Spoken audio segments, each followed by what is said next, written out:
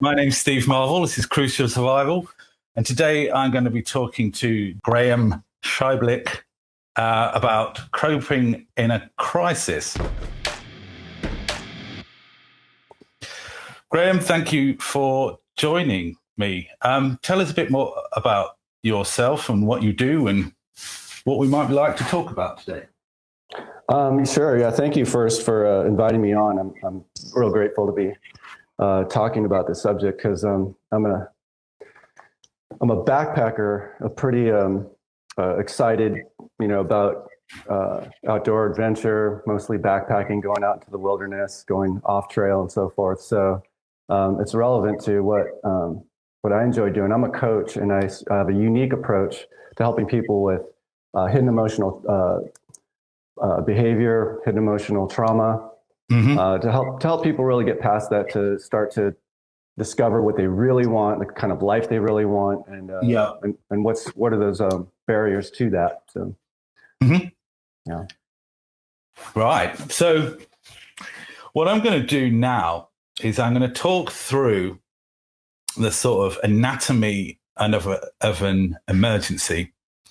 And what I really would like you to do is to enlighten me and the others who are watching about the sort of thing that's going to be going through someone's head and how the situation is affecting them physiologically and emotionally, and how the different points within that escalate or de-escalate, and how we might start to develop a coping strategy at the time. So let's start with the sort of onset. There's two types of onset of an emergency. There is the sort of catastrophic event, and then there is a sort of slow burner, which is more of like a flood.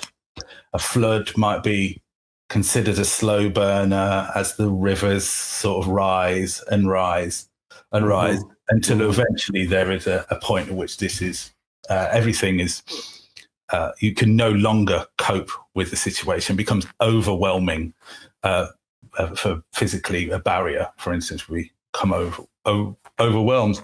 But even in a catastrophic event, before the actual point of crisis, there is a certain amount of anticipation, if you like.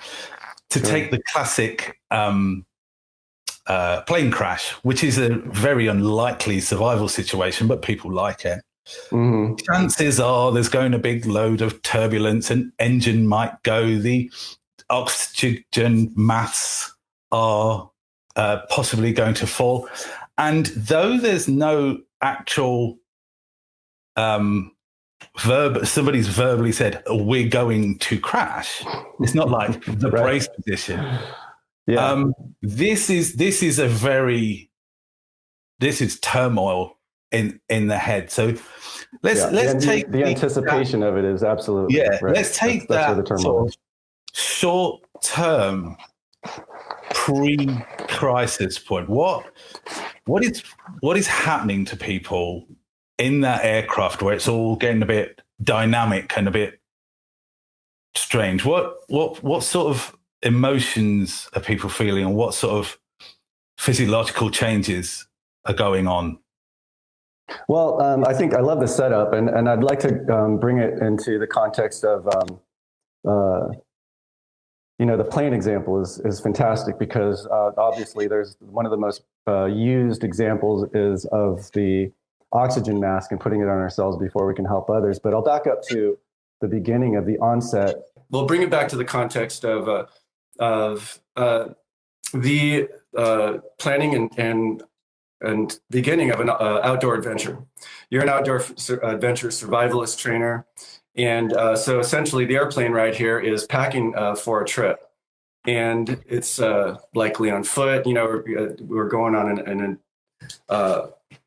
survivalist excursion. A lot of people are campers, and there's really low level anxiety around, driving your car into a lot or maybe hiking out a couple miles. But what we're talking about is putting ourselves into more of an extreme condition. and there's a level of anticipation around that. Sure. Is there now? I would say that there are probably two elements that would help us set this up. One is the adventurer, the person who puts themselves in a critical situation for one of two reasons, and it could be both. One, for the love of adventure. It's just what puts them in the element. It gives them a sense of of being able to be self-sustaining, joy being the joy of nature, the joy of solitude or with company. And then there's the element of risk. And so some people actually thrive off this element of risk. And so it is the anxiety, it is the fear that actually drives them to, extreme conditions, extreme behavior, and practices, or extreme sports. And it's on one element, we could have a love of life in this environment. On the other hand, we could just enjoy flirting with disaster and danger and fear. So sometimes anxiety just wakes us up, and of course, in an extreme environment, it wakes us up to the point of a beneficial alertness. Fear is going to serve us in a critical situation. We're on the edge of a cliff, we're mountain climbing, or we're just in nature for an extended amount of time, and we have to have been prepared. Now, there are there's two ways to look at it. One is we're going to train and condition ourselves to withstand extreme conditions and respond to critical moments. And we're going to anticipate that somebody, possibly even ourselves, is going to start to maybe lose our grip on our confidence. Fear creeps in. And so this low level anxiety that we're somewhat prepared for, maybe of inviting in, may start to escalate. It may start, and so it may even start to escalate to the point of panic. So really, we don't necessarily have to be faced with an imminent threat. It's just maybe disorientation, being in an environment where, and then I'm going to bring in another element. There's another element. Can I just quickly ask you about panic? You were saying, and so there we were being anxious. Now we're in this sort of stress fear scenario. Now, is panic just an escalation of that we can't control? Or is fear something that could remain level, and panic is something over which we have no control? Can you maybe elaborate on those terms? Because a lot of people find them difficult to gel. And anybody who's experienced panic knows that you just lose control of the body. The body follows the mind. So there is something happening in the mind. That's kind of the critical thing, though, because we're unaware of it. We're not exactly sure. Otherwise, we'd be able to calm. We'd be able to develop a sense of ease, but not being in contact with that being facilitated, not having that flexibility, the body takes over and says, there's an imminent danger. It's time to shut down, fight, flight, freeze, or whatever the physiological response is. It's a protective mechanism, and it's going to take over the body. And unfortunately, that may happen in a critical situation when we're either ourselves in danger or somebody nearby is, and it's just too much. So it's a state of overwhelm. We're not facilitated, or our faculties aren't intact. We're not able to respond in the moment. And it's very physiological. And that it's coming, and yet you can't stop it. So then what? What can we do? Either somebody with us is going into this state of overwhelm. They're losing control, their grip on, the courage is gone and fear is overtaking them. So what can we either do for them or ourselves? Who are we in this moment? Chaos is coming up, and we know that the tension that we enter these situations, the stress that we put ourselves in just living life. I mean, we're talking about outdoor adventure and wilderness survival, and so we know we're going to be in potentially tension, stress is going to be there, physical stress, environmental stress, and that's a good thing. It's just a kind of an acceptance of our movement through this adventure and our growth process. Yet chaos is building. Yes. Sometimes it builds so fast, sometimes wham. I mean, and you're in a dire critical situation. Somebody may be slipping. Yeah. Yeah, but like I was saying, the onset could be all sorts of lengths. We had a lot of flooding a couple of years ago in the UK, and everybody saw that coming. It was like, and there's a little bit more water, and there's a little bit more water. Now it convening strategy meetings, and then it just got more. There was literally nothing you could do about it. Yeah. Sort of potentially ebb the the flow, but it was going to flow anyway. Yeah. But anxiety attacks, I suppose, and panic, which presumably are roughly the same thing. If we're going into I didn't really answer your question, which is they are on a spectrum. It's just the fear okay, so there's fear, anxiety, and panic. Fear really underlies all of it. Oh, okay. And so, and then the anxiety is just the anticipation, and we are an anticipation machine. It's kind of all. I mean, really, that's kind of what we're doing 90% of the time. Anyway, but then you put yourself in kind of extreme conditions. The anticipation may rise. It may take over. It may turn into panic. And at that point, is panic so high that you wouldn't necessarily do the right thing? There's stories of people that would go back into the burning building to get their cat photographs or whatever it might be. And you've got these people over here that are really switched on, really, really focused. And then the people over here that are not this middle ground of debilitated to a certain extent. And then the other end of the spectrum is just like, you're not even flying or fighting or freezing. You're just doing madness. Right. And this is something you have to deal with as rescuers, as that if you're going to meet somebody, are they going to be a problem? Are they going to be potentially fighty to us?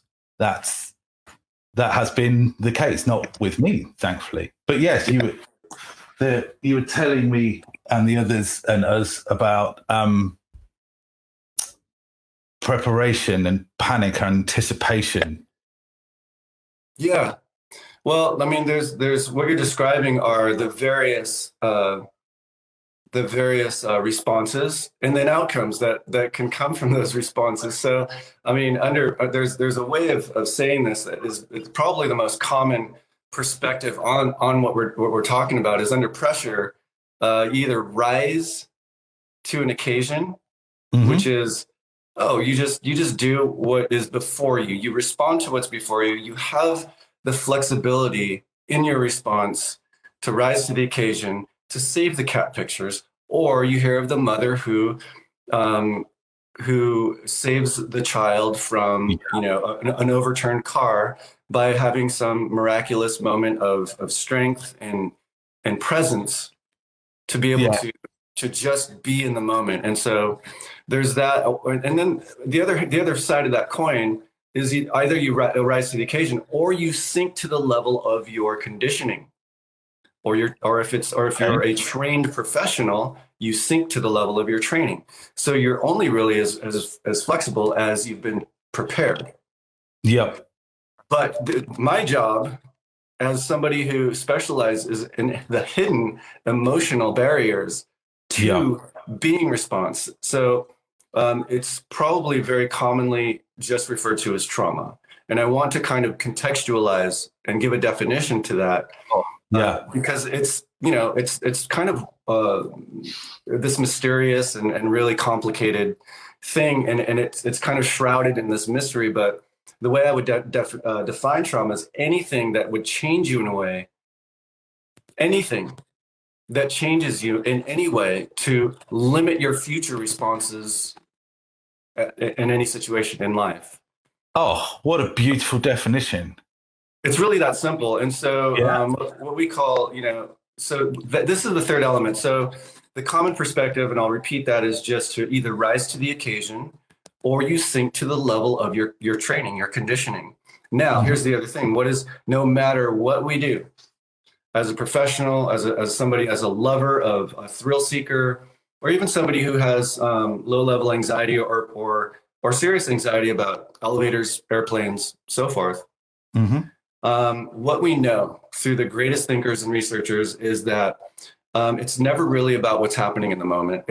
What's happening? It's actually our conditioning and the thoughts that we've and beliefs that we've developed through our lives that are these underlying currents, and they tend to go fly under the radar, but what we're actually responding not to what's happening. It's not necessarily what's happening in the moment. We're actually responding to something that's happened to us many years ago. And so it's a form of PTSD. I see. When we go into a response mode, that we're actually limited. We're not actually able to respond in the moment. Because say, for example, we're on a hike, somebody slips and falls, or they just become overwhelmed. They've been out for longer than is comfortable, and the anxiety is building, and they're clearly uncomfortable. The conditions are too much. And say, as a responder, we're doing all the things that we've been trained to do. And so now we're a bit stuck. So what I'm proposing, what I'm saying is that what is actually limiting us is not our training. It's not all of the expertise that we've gathered and studied about, and even if all of our training, emergency training, response expertise, whether it's urban based or outdoor based, whatever our level of expertise, training and experience and practice and this. So our primal are these primal patterns, not necessarily they're not necessarily primal. I'll use the wrong word. It's more proverbal. Okay. Response mechanisms. Okay, that just means it happened for a reptile brain. So there's that. That's flight, or freeze. I'm talking about something different now. So that's something that would just be a physiological response to threat. And obviously, as a mature adult, you would hopefully have some wherewithal about when that arises, and you'd be able to just kind of just make the discernments in your environment and say, hey, no big deal.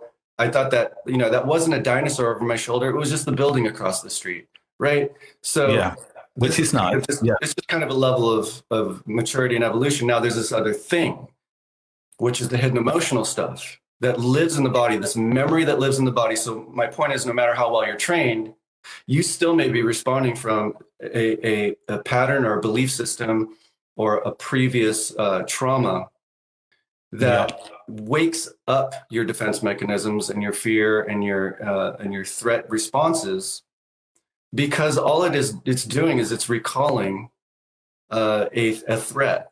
And so this is a double-edged sword, because one, it may limit you in your choices in the future and in the moment when you're trying to respond. On the other hand, it's pointing you at exactly what you need to do to become a more responsible, response flexible person. And I'm talking about, if you want to kind of expand the definition of responsibility, it's having response flexibility in critical moments. And so so part of the preparation, I would say, sure, there's packing, there's first aid, there's all of the training that would be appropriate for survival in any situation. Yet there's this other kind of training, and it's going into do a very specific kind of, it's a compassionate process, and this is why it's hidden. It's because there's pain associated with it that must be looked at. It just needs to be seen. Of course, it is different for everybody. Yeah. And could be a long time ago was something that they may have considered flippant. Flippant's the wrong word. And they've, to a certain extent, forgotten about it. Or something that is reasonably recent and it remains in their memory. And are you suggesting that as part of our preparation to put ourselves into a potentially dangerous situation, I'm like the thrill seeker, like the wild camper, not the go and have your tent in your family near a pizzeria and all of that. But those potentially dangerous situations, are you suggesting that we first ensure that there is some form of trauma analysis or treatment for ourselves? Is there something that we can do for ourselves, or do we need a professional like yourself in order to, because this is something that I've not addressed within me because I don't think I've got a problem. No. And I'm fairly, I tell you a story about one of the chaps that I worked with. One of the mentors was a RAF instructor, but also a civilian mountain rescue operative. And he said that once upon a time, one of his colleagues fell down a cliff, not enough, like 100 feet or some such. And his response was to go and have a look and say, "Oh, that'd be really good photo opportunity," which is a very strange thing to say. And there is no fight or freeze going on there. There is something strange going on there. Do you suspect that these odd reactions are associated with trauma, or is it wider than that? Because it's something that I have little of experience of in a self-analysis therapy or training situation. Well, I'm going to go right back to where you started because, first of all, it's just it's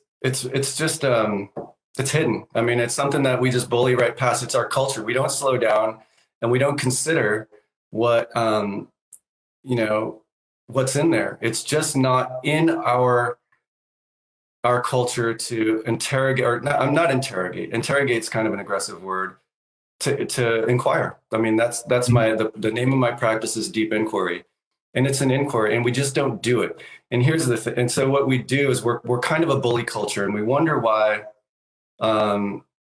we're kind of in the mess we're in, and there's so much bullying happening, and there's people that are just are selfish and all of the things that we wouldn't want to engender as or consider high qualities and values. And it's really because we haven't dealt with our own stuff. And there's reasons for that. There isn't a real container for that. So yes, we bully past it. We blow right past all of these things that would help us grow up, just looking at ourselves. It's self-knowledge and it's self-observation that we don't have a context for that.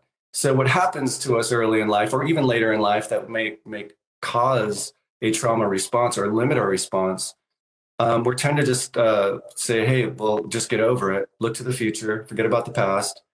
And which really kind of makes the present moment where it's all happening, it's all going down in the mind, a moot point. It's like, get over it, move on to what's next. Yeah. Now, so I don't want to complicate it, but the second point you touched on was, do we need an expert to do this? Well, yes, we do, because clarity, which is what we're talking about, is really being clear about who we are, what's in there. You know what I mean? Like, let's look at it. This is what we got. This is our life. This is what we got. We got one shot at it. This is the package it comes in. So why don't we get really familiar with it? But here's the thing. Clarity is about communication and relationship, and it does not happen alone. We're relational beings. The lizard brain is something else that was so ancient. Lizard doesn't. The egg hatches and it goes. It doesn't need a parent. Yeah. It just goes and it does things because it's wired that way. We are relational beings, mm-hmm. and it's really what at the core of it. It's what disconnects us from that relational context early on that causes this kind of disruption. Yep. Okay. So we do not do it alone. My journey began in this kind of work when I was 15 years old, and I did, and it's easy to say, yeah, I did it on my own, but I wasn't. I had a small library of books, and it was all philosophy. And I read, and reading was my sanctuary. It's where I went, not just to soothe or escape, but reading this kind of material became a kind of meditation. I didn't know what I was doing, but I did learn a kind of meditation through this that actually brought me through all these layers and into a place within us that is tremendously resourced. We have a tremendous amount of wisdom, power, and flexibility in how we respond and presence to rise to an occasion. And those abilities, that kind of training, that's in you. You just need to spend the time with, going in. And so so now it's much less mysterious. There's ways of doing this. This is my area of expertise, is how do we get in there lovingly, compassionately, efficiently, quickly, and really take a good hard look at this stuff and start to remove those hidden barriers. I think this leads quite nicely onto the second point in an emergency, and that is the point of crisis. A crisis. Oh, there are many definitions, but the point of crisis, if defined as this is when the shit hit the fan, is the point at which you recognize what's happened. You can define what's happened, like the plane has crashed, the banks of the river have burst. And this is the point at which you can start taking action. Though the environment is dynamic, the information is changing, it's incomplete, and yes, the situation is escalating, at least we are now in a situation where we can identify to a certain extent what's happened, and through our actions control the situation with a view to stopping that dynamic process. And though still in high drama, we're no longer getting worse. We can start trying to approach stability. So you're talking about presence. This seems the ideal moment to be present, to have situational awareness. Is it at this point that things change in the mind? Is this recognition and ability to control one's environment made a difference to us? And what kind of preparation, as you were discussing previously, would allow us to manage that situation in a great deal better way than we would have without any preparation? Right. So now There's definitely a certain kind of preparation that would increase our response flexibility in these critical moments. I mean, breakdown in, when you put yourself in a extreme condition, or it doesn't matter anywhere in life. Breakdown at some point is likely inevitable. Something's going to happen at some point, and so how we respond in those moments um, is going to be one, dependent on our expertise and training, and then the other key part is really internally how we've prepared. Mm-hmm. And I'm going to say that I would say that the internal preparation is got to be primary, because what's going to happen is you may use all of your expertise. You showed up, you took care. It's your job as a wilderness survival expert to get people home. Mm. And you can do that with your expertise. I mean, you're a survivalist. You'll get the job done and you'll get home. Now, research shows that even still, there may be psychological ramifications going on from there that are still not being dealt with.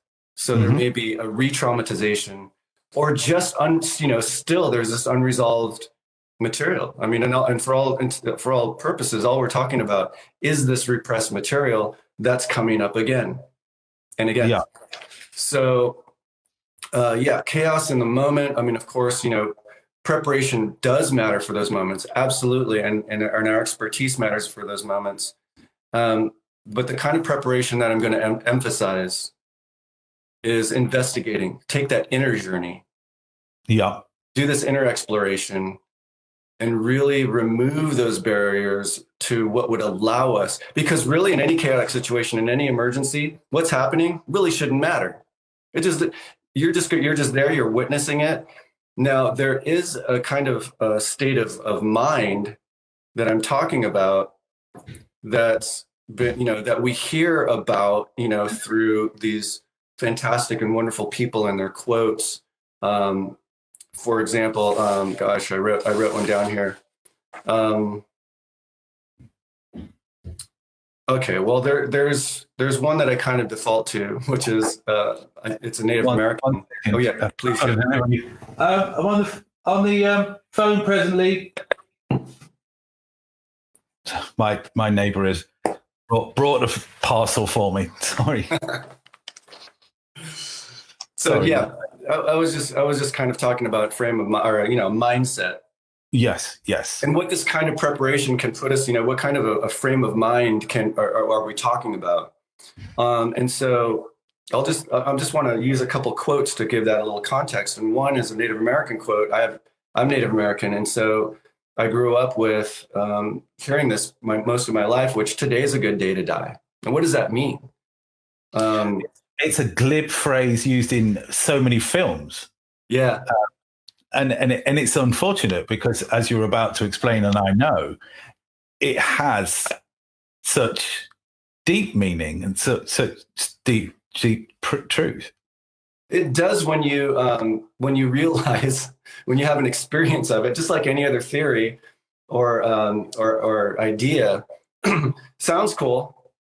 And it sounds very, it sounds very tough. In our preparation, often, we hear these kinds of things, especially when it comes to, putting ourselves at risk of potential death, or bodily harm.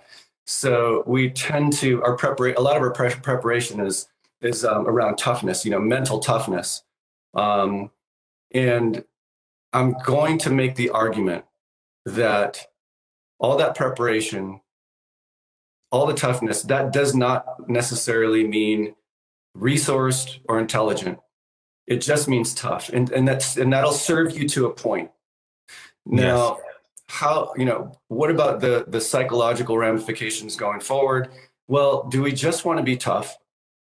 Or do we really want to be resourced and actually be able to arise to a moment and enjoy life and have a life so full and wide open and with our fullest expression that, gosh, I woke up this morning and the world around me just reminded me of how precious that is. And that no matter what happens today, I was so in the moment. I was so present and available to witness the beauty of life and the people around me and respond to them in such a way that it doesn't matter what happens. It doesn't matter if I go today. I was there for it. I was there for it for every moment, from the way up, from the moment I woke up. And there's another quote, and just in honor of Martin Luther King, for this week, he had a quote that was, "Life isn't worth living unless you have something worth dying for." Oh, he was a very spiritual man. Now, he was not referring. I love it when people explain other people's, quotes, and I'm going to go ahead and do that just because he's a spiritual person, and he's coming from an incredibly, I would say, spiritually enlightened place, and he lived that life. He put himself out there. It took a tremendous toll on him physically and emotionally, and it showed in this. And they did. I don't want to go off on a sidetrack, but they did an autopsy on him, and his heart was oversized. He experienced a lot of stress. He lived most of his life under threat of death, at least his last years.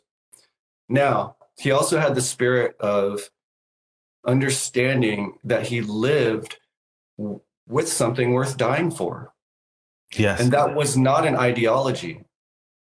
It was a quality of who he was and how he expressed in the world and what he wanted for other people, which was humanity and real justice. And then what does that look like in the real life? But it starts here. And so something worth dying for is really life in its purest sense. And now Nelson Mandela, just in the spirit of Martin Luther King, he had a quote that says, "You either win or learn. There's no losing." And I misquoted him, but yeah, the essence of that is, I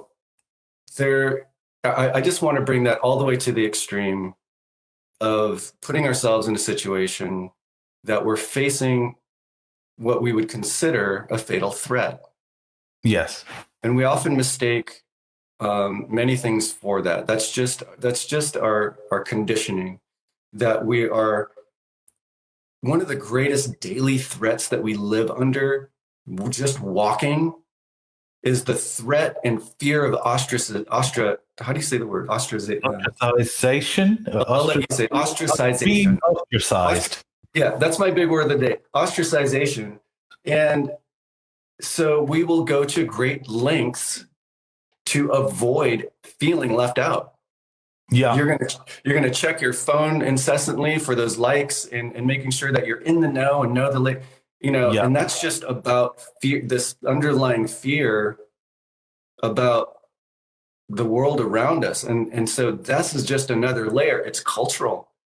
Yes. And it's internalized in so many different ways. And there's these terrible historic atrocities that are culturally not healed, and they're living with us. And so we don't actually get to live in a full expression when we haven't sussed this stuff out. We haven't actually investigated it lovingly, compassionately, because it's just not it's not on the radar. It's not in our lexicon. It's not in our culture to say, "Hey, Steve, hey, have you checked how's your hidden emotional barriers going today? Are you living, fully open? Or is today a good day to die for you?" We don't walk around like helping each other out with stuff like this. It's not very male, is it? Yeah. So I'm sorry, I kind of went off on there, but part of our preparation is toughness, right? We got to be tough. We got to have these protocols in place, and yet we have these underlying issues that are going to persist, and they're going to continue to create the life before us if we don't go and take a good look at it. Yeah. Now what underlies these hidden things, and the reason why they hide and the reason why they're hidden and they're protected within us, is because there's always a kind of pain associated with it. And I'm going to quickly interrupt you because it's getting dark. And I'm aware of it, and I need to address it. Yeah, sun's coming up here, and your sun's going down there. Yeah, there we go. I'm sure the media guy will chop that out really nicely. Yeah. So preparation. Now, traditionally, it's first aid, and so what is? Sorry. let me, just to follow up one of the questions, is it okay? And I'm sure the answer is no, but just to make sure it is clear, is it okay that in a non-dangerous situation we are not full of the jaws of spring, we're present and aware of our surroundings and being one with it, and then in a dangerous situation being super resilient, or is that resilience hampering? That is such a beautiful question, because resilience is kind of one of those glib and trite things, like the saying we were talking about. Like we hear it over and over, but it doesn't really land very deeply because we don't have a context or experience of it. So this what we're talking about, this resilience tends to have a set point. Okay, and resilience means being able to bounce back. Yeah. Okay. So where are we bouncing back to? So we have to kind of wonder where that set point is. It'll serve us potentially because it may get us home. It may actually allow us to survive the moment and actually thrive, actually live through a moment and get through it and celebrate. We did that. Now, yet there's this, what's on the other side of that set point? What are we still tolerating? What are we still putting up with? So I like to kind of deepen the understanding of resilience as a way to just notice where our set point is for what we're tolerating. Because beyond resilience, there is a true resourcefulness that would allow you to really respond, show up with absolute presence, without fear, and just bear witness to what's happening and respond to it without limitation, and just show up. It's the way we show up. And so presence is, again, I want to kind of deepen the meaning of that it's not this passive thing. It's incredibly active. Yes. As a matter of fact, it all goes down right here, right now. And it's how we show up. It's how you enter a room. It's how you fill a room, as opposed to where is your resilient or emotional set point. Yep. That also brings with it some limitation.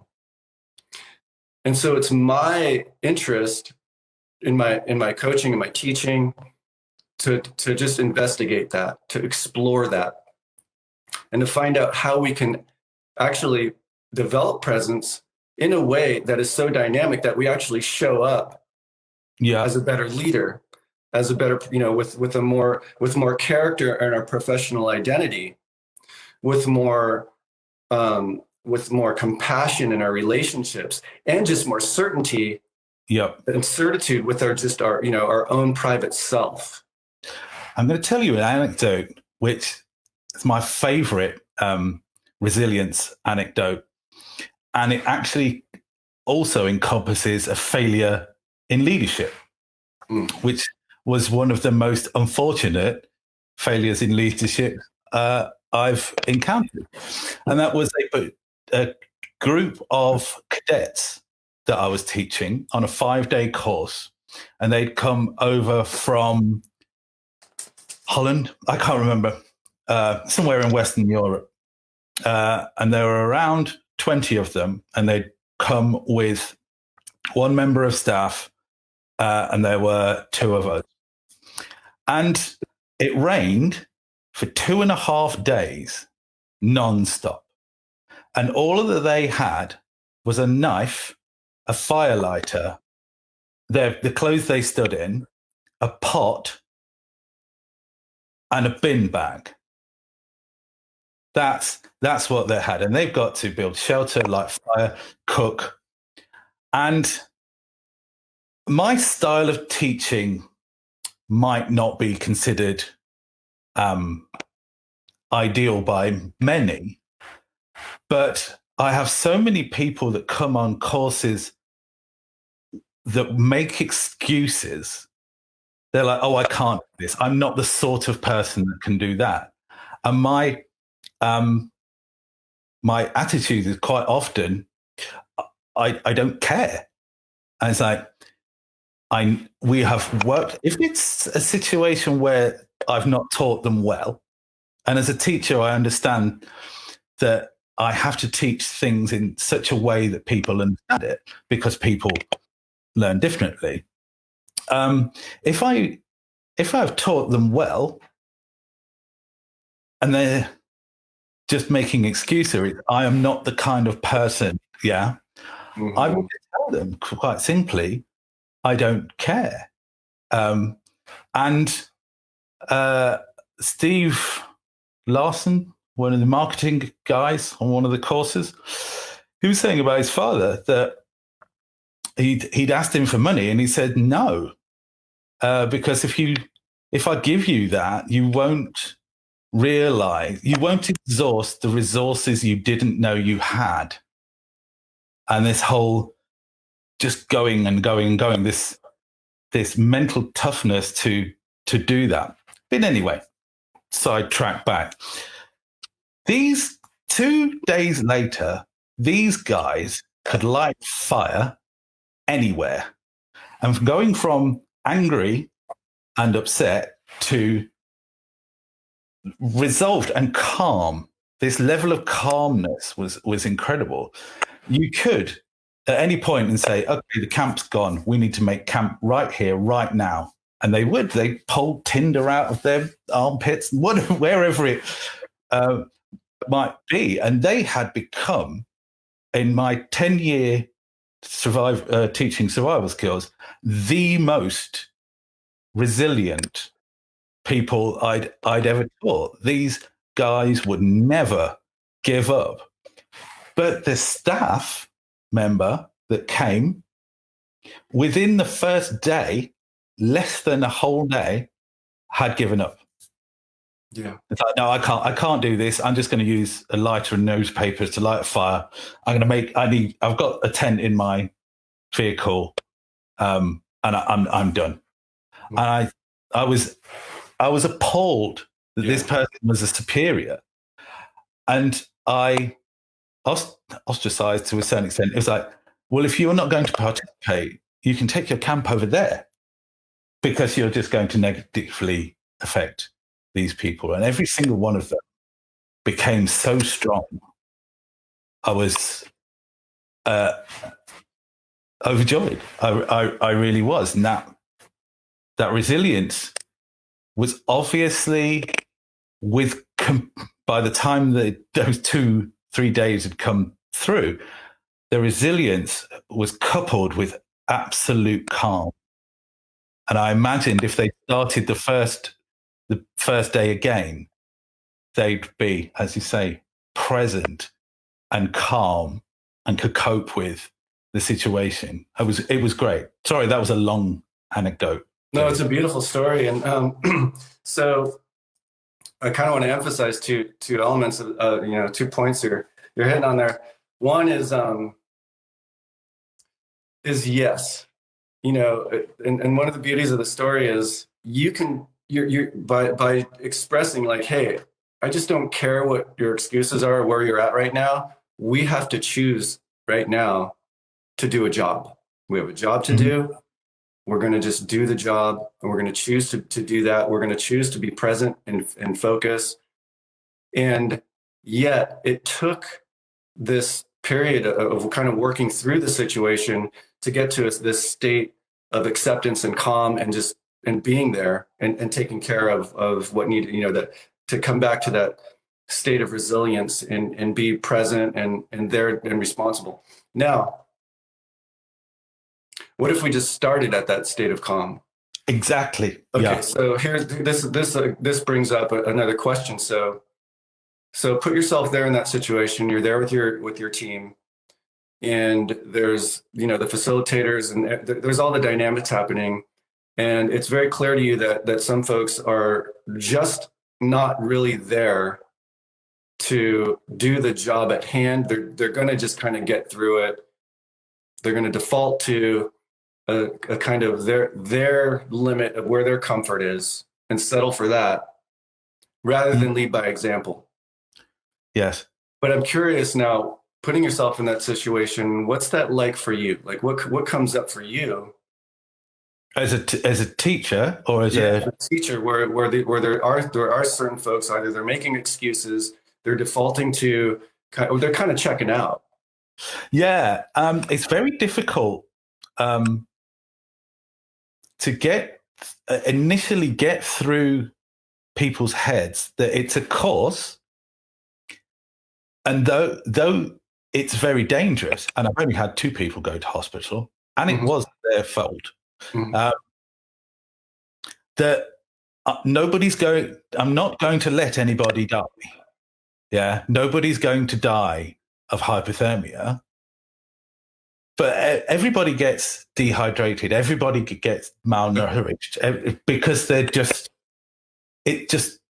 is a function of what the sort of environment you're in. Yeah.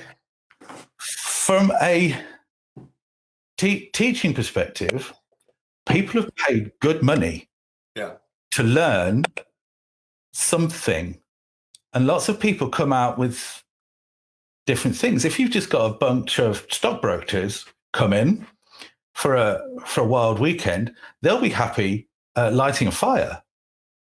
Right. Or, and just in the stars without a roof over their head. Now I get it. Now, so you're going to get all kinds. You're going to get all kinds of people and all kinds of responses to what the situation.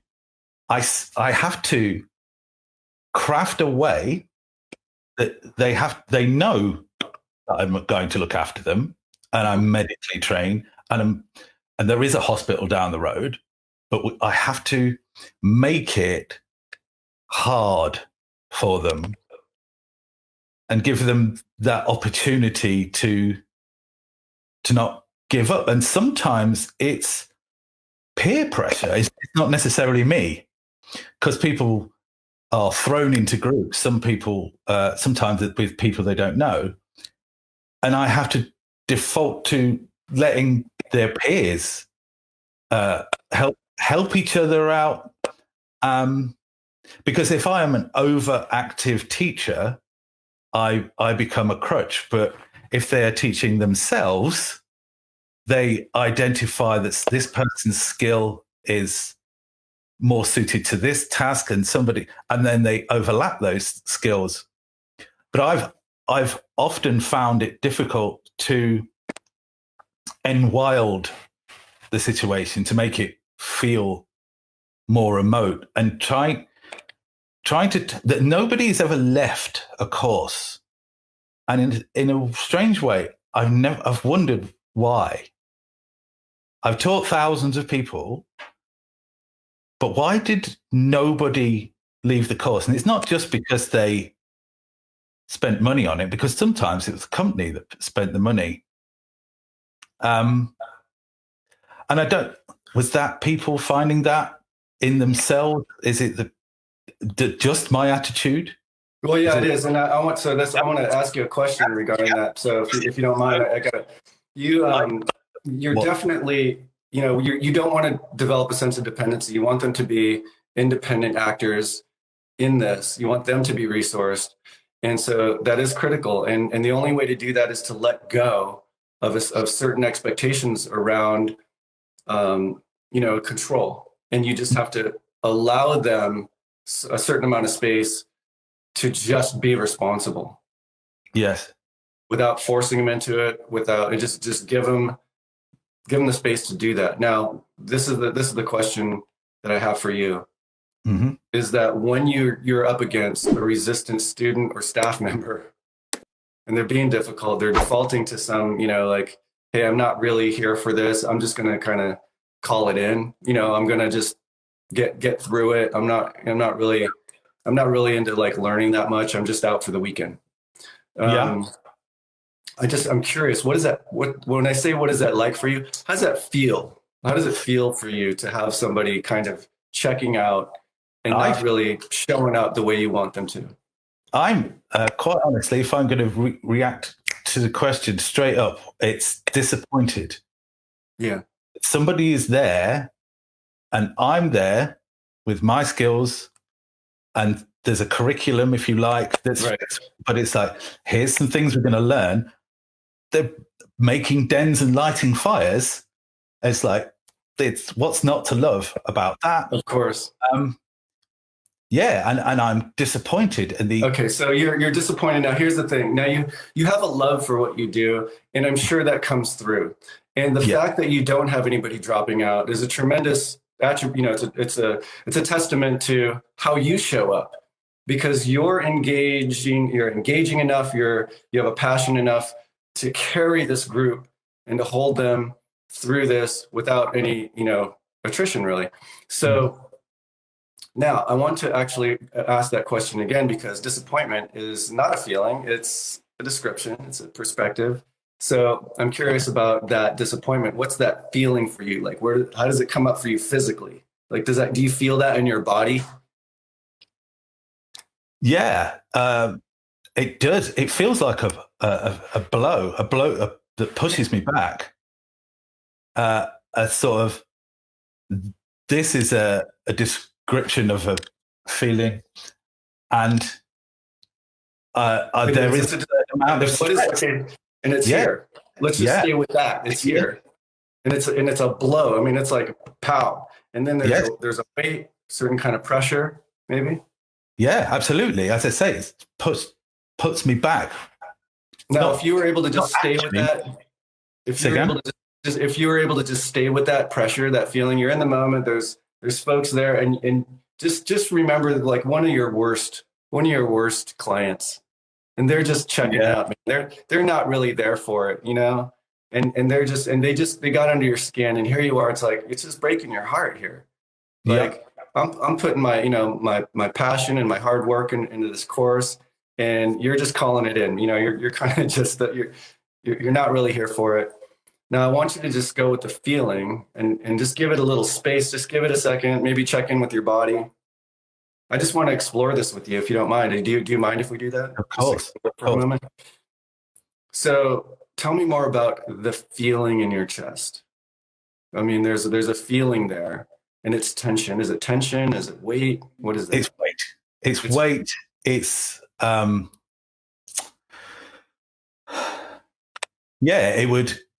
it would be the sort of weight that stops you breathing well.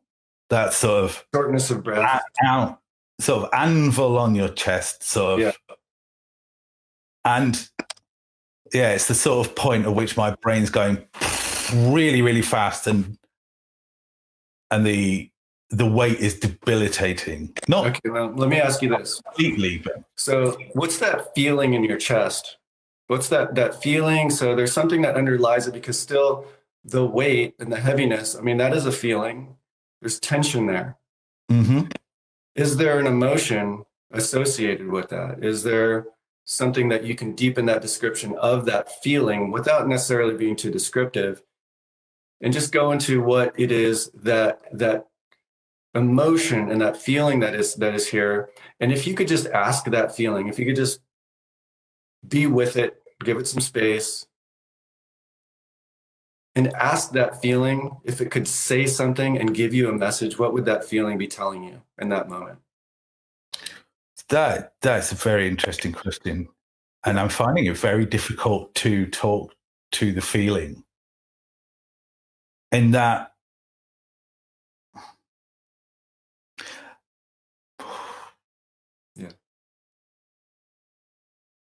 my aim at this point, and I know it's not the answer to the question, but my aim at this point is to solve the problem. Of course. And the problem is that I need to infuse this person so that this isn't a problem. And then I've got that, because I get elation with their participation and joy. Now, here's the point to the exercise, and here's the point to the inquiry, because this is something that we can get to the heart of very quickly and very sweetly, very compassionately. And we can release ourselves from those things that would come up in a moment like this, where we can actually respond to somebody, no matter what their disposition, Mm-hmm. no matter where they are in their mind, and be able to respond to it a little differently, without Okay. so much, with levity, Yes. with resourcefulness, and you mentioned leadership, and I think that's part of what we're after here, is how do we show up as that leader? How do we fill this space where people are, they're checking out, but they're also, there's different layers. Maybe they're checking out for their own reasons. Maybe they're a little bit overwhelmed. Is that Yeah. possible? Yeah. The people that I'm thinking of were people that were shipped to me and they didn't know they were coming. Mm-hmm. And they'd had a skinful the previous night. Yes. And it was a team building exercise. And they really, really weren't up for it.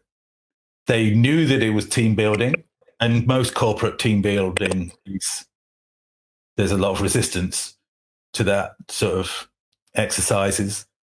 But the fact that they've been thrown into the woods was just not something they enjoyed at all, and the hangover, and it was this was sales, so they were very, very confident with the way they spoke, and it was directed. It's like, just not interested. Yeah, this is not for me. And it was like, and I'm just like, oh, this is difficult. Yeah. Yeah. Okay. So here's my point. Is that there is a way to communicate and cut through this, this kind of masquerade, this facade that we present ourselves with, that may present as checking out. It may present as like, hey, I'm just going to get through this, or I'm not really showing up fully, or I'm actually in a kind of a reactionary mode as a group leader, and I'm actually in some kind of response here. Something's coming up for me emotionally, and I'm in a reactionary. And so my point in this questioning with you was where we would go with this, what the questioning is next. And I'm going to have to plead with you that I think we should do a part 2 to this, because I'm going to be having to go on to another call. Where I would go with this, Steve, is that we would very quickly and easily track this back to another time and place where this response that was coming up for you was absolutely appropriate and serving you in that moment. And we would get right to it, and we'd be able to actually not just locate that time and place, but actually develop a new relationship with that. Now, this is very critical work, and it's been, like I said, shrouded in mystery, because it originated in Jungian, psychology. That was he was on the right track, but then it got kind of just wackadoodle, crazy and complicated, and that's kind of where it's been for so long. And then the other way of addressing it has always been this very airy-fairy kind of spiritual approach that said, well, we just need to love each other through these moments. And well, I don't, but then what? Because we still have we still have to meet each other at a level of, I would say, activity and intensity to get a job done. And I'm saying we could do it all. I'm saying we could do it all very practically, very kindly, compassionately, yet not lose the intensity that we need to show up in a moment, to be a leader, and to embody the presence to get a job done. And if we're that competent, we're not only going to get it done, we're probably going to have a good time doing it, no matter what the challenges are. And we're going to learn something through it. So I want to continue this conversation we'll pick it up from right here. We'll talk about those staff members and those leaders who are also putting up a front, because we tend to meet intensity and challenge and maybe even like a threatful situation or aggression. We tend to meet it with more aggression, and that or a response that says, maybe I do need to like meet aggression with aggression. That's not necessary. My philosophy is we can meet any level of intensity with intensity, but the source of that intensity is going to come from deep within in a compassionate place and a powerful place, a resource place where we can show up as the leader and lead people with vision. And this vision is not an idea. It's not a way. It's not a philosophy of leadership. It's an embodiment of being fully resourced, Yeah. and fully present. And so I love where the conversation's going. Yeah. I would love to continue this. Not only because we've got partway through our emergency, there is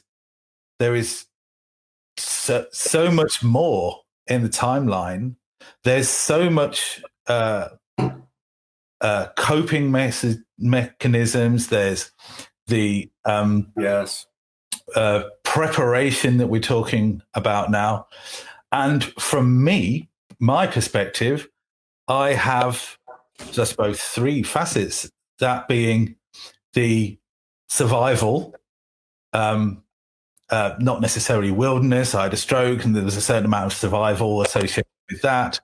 And then there's as a trainer, and then as a leader in the RLI, when I'm going out on emergencies with a crew, and the leadership that was associated with there's 10 years of that sort of stories. I think we could do this over and over on a series. We could make it a series because I have a love for outdoor adventure and survival.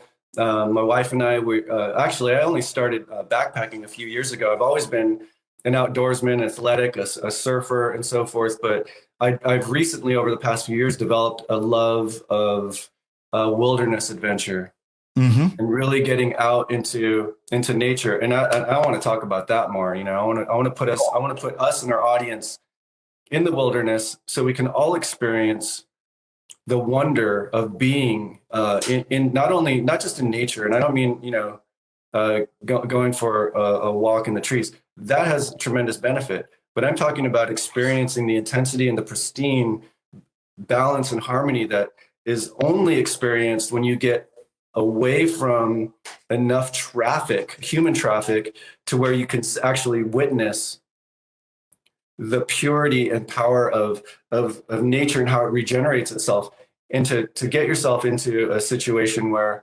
you're just bearing witness to absolute perfection. There's no waste. There's no inefficiency. The world is taking care of itself, and it's giving us an example of how to show up in this world if we just paid attention. And from a wilderness survival teaching perspective, one of my goals is, and I don't want to use the term in harmony with nature, but in harmony with nature, it's very important to be part of that efficient process, to understand that process and utilize some of the waste products that aren't actually waste products as such, but fallen branches and wild fruit and the leaves that will normally become autumn leaves, and to understand how to interact with nature rather than exploit the resources that are presented. And not only because we teach long-term survival, like weeks and months, because sometimes it would possibly be the case that survival situation you might find yourself in that. I think it's an incredibly rich context to have this discussion, and I'm really looking forward to it. Yeah. So what I'm going to ask people to do is, if they have questions, comments, and that's to stick them in the comments here, and we'll address each and every one. I don't know if the second part will end up on your channel or my channel, maybe flip between the two. I don't know if that either way works. And that just leaves me with the opportunity to thank you so much for coming. The way that we moved to this point, there was no way I could anticipate it, and the amount of things it's given me to think about already for myself, let alone the way I train people, not only what I train them with, and what gift I can give them in order that they can also find themselves operable in a crisis. So this is a big thing for me. It is. I mean, and you have a beautiful forum to do so. And so, thank you very much. And Steve, thank you. And I'll sign off, and we'll see you soon. Hello again. Don't forget to like, comment, and subscribe, because when you do so, you will not only ensure that you miss nothing, but your questions and comments will benefit the channel and enhance each episode for everybody. I'll see you in the next one, and in the meantime, keep well, stay at home, and save lives.